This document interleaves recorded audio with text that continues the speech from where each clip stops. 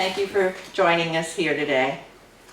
I'm here to speak directly to the residents of Greenfield about the recent events brought about by the decision in the ongoing legal matter of Buchanan and Dodge versus the city of Greenfield, as well as the separate legal matter that caused Police Chief Robert Haig and Lieutenant Todd Dodge to be put on paid administrative leave, and the combined effect of those events on us as a community. I will speak candidly. First, I want each and every one in our city, whether I've heard directly from you or not, to know that I understand the concerns you have raised, and I do take them to heart. The city must go to great lengths to see that it takes care of all the people who live and work here. These last 3 weeks have been very disheartening, but also revealing for our community. Make no mistake, I understand the gravity of the jury's decision citing racial animus. There is no place for racism in our city. That is not the first time I've said that, and it will not be the last. So, on a personal note, to those who say that I don't understand that racism is pervasive in our society, I say, you don't know me.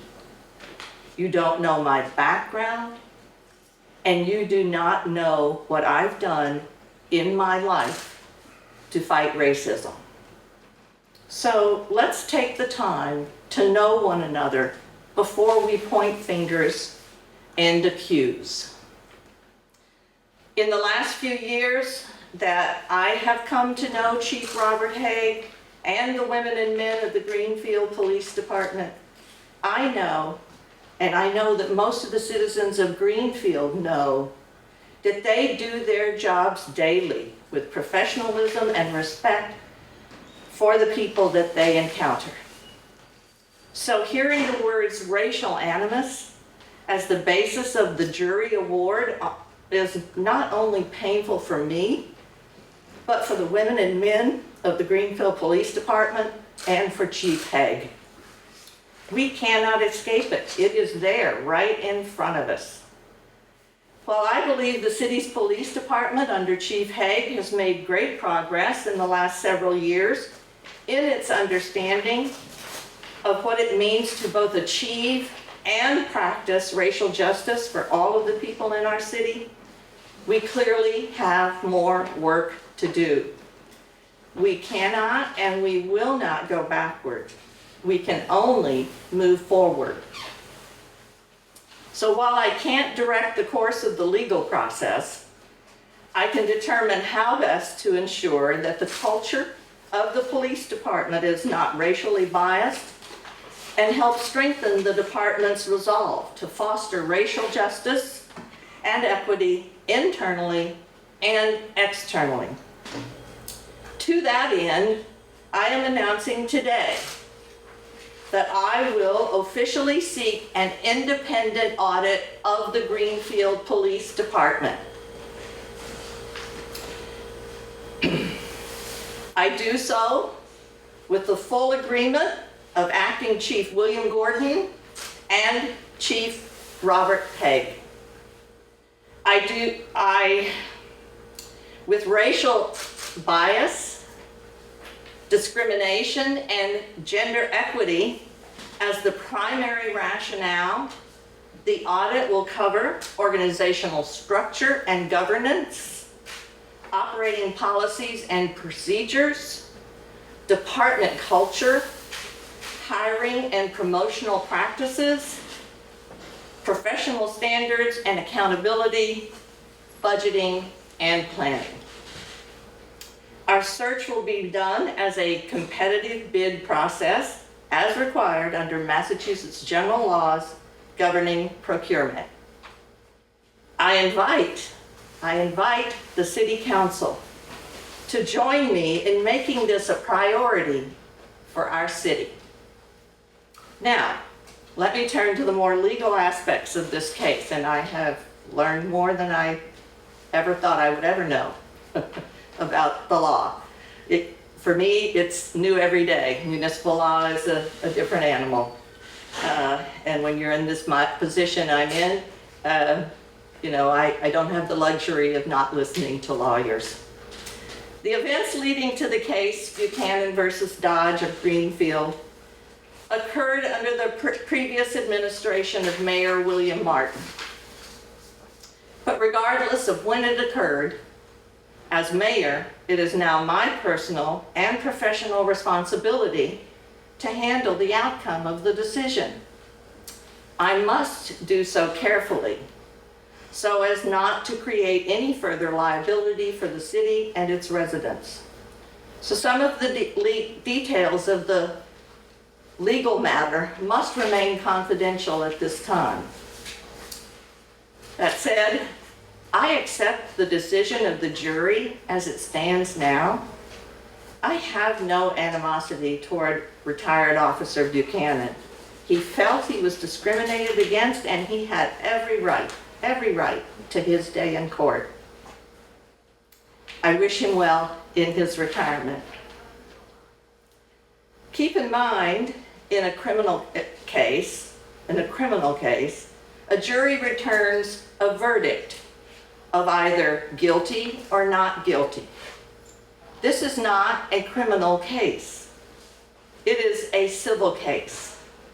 In civil cases, the jury finds for the plaintiff or the defendant and recommends damages, usually a monetary reward.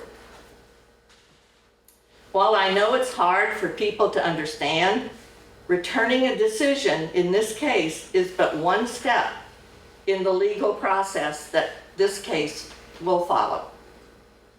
At this point, the decision has not received a judgment from Judge Mason. Attorney Leonard Kesten is the attorney retained by the city's liability insurer, a firm with the acronym MIA, M-I-I-A, Massachusetts Interlocal Insurance Association, on behalf of the city. Legal fees and any judgment award will be paid by the insurance company. In every legal case, there is a right of appeal or to request a new trial if events that occurred in the trial warrant another trial. The attorney and the insurance company believe that the city and Chief Robert Hay did not receive a fair trial. The decision on how to proceed on their belief will be made by them, not the city.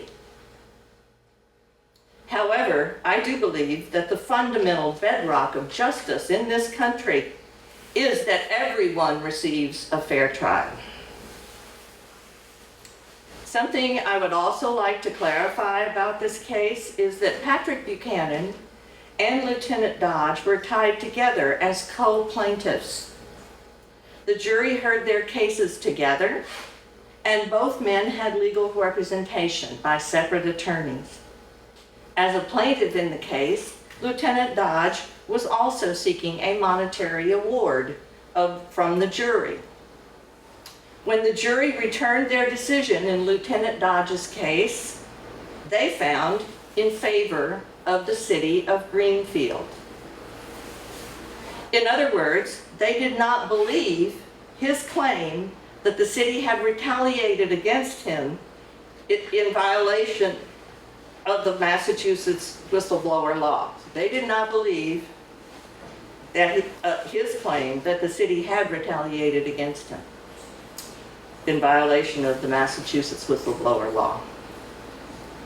As of yesterday, Lieutenant Todd Dodge is no longer on paid leave of absence and is back on the job as a member of the Greenfield Police Force. With the potential layoff of up to 8 officers, Acting Chief William Gordon and I thought it was wise to put the lieutenant back on the job. The investigation into the allegations that were brought forth does continue, however. I I have heard the calls for me to fire Chief Haig and Lieutenant Dan McCarthy, who is not now, nor was he ever, a named party in the case. His name was certainly invoked often in testimony, as were others, but he was not on trial. Removing either Chief Haig or Lieutenant McCarthy is not as simple as saying, "You're fired," Donald Trump style. Even if I decide to remove Chief Haig from his duties as police chief, he is a civil service employee, and it would have to be done following established procedures. Dan McCarthy was at the center of a controversy around displaying a Confederate flag in his garage 7 years ago. While I find the idea of displaying an expressed symbol of racism disgusting, the reality is that it is a constitutionally protected right and not an offense he can be fired for under his contract. I'm sure if it had been, or if it was, he would have been. But that's just simply the reality of it.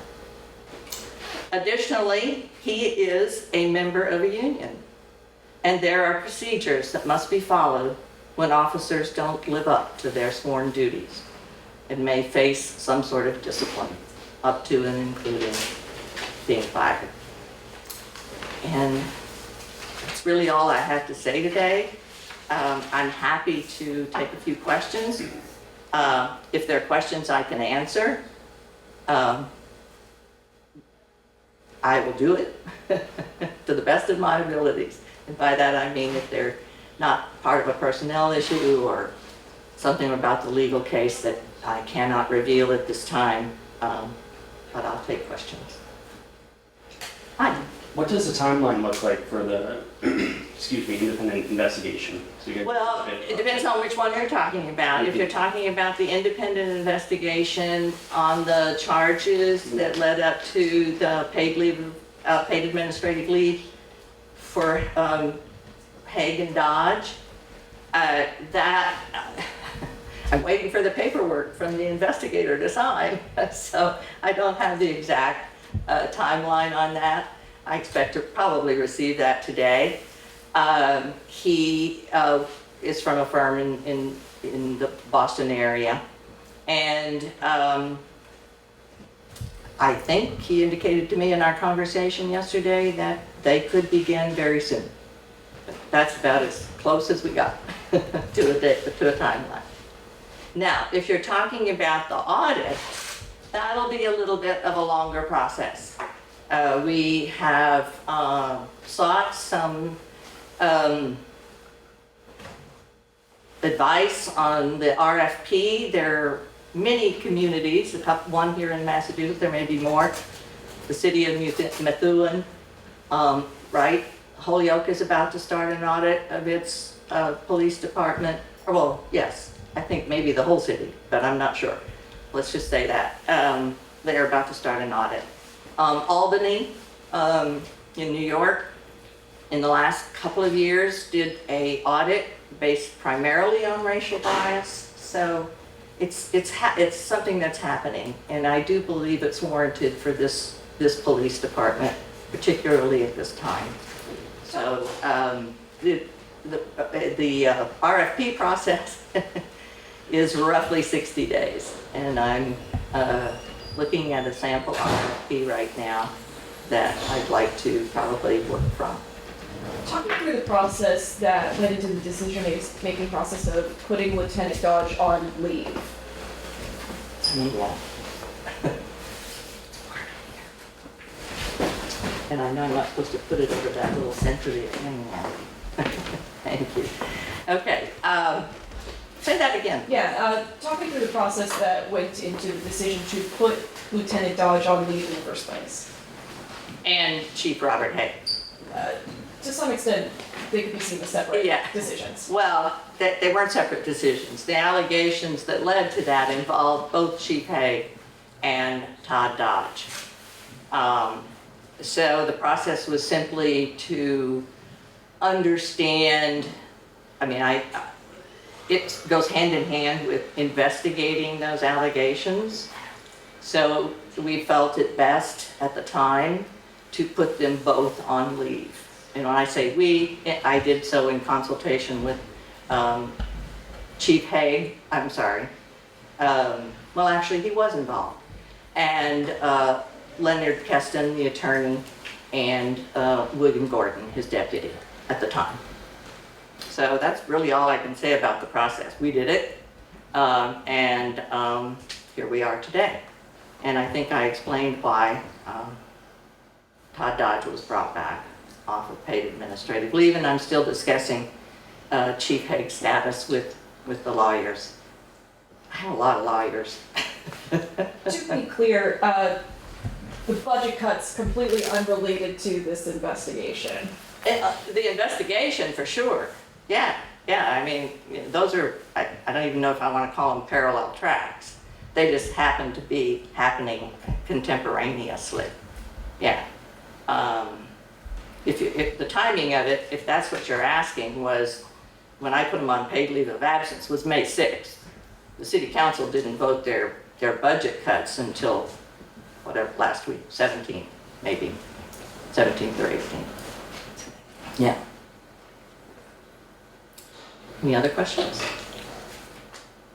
Well, then, thank you very much. I appreciate it, being able to say this today, and I look forward to probably talking to all of you again, or seeing all of you again at some point in the very near future. Thanks.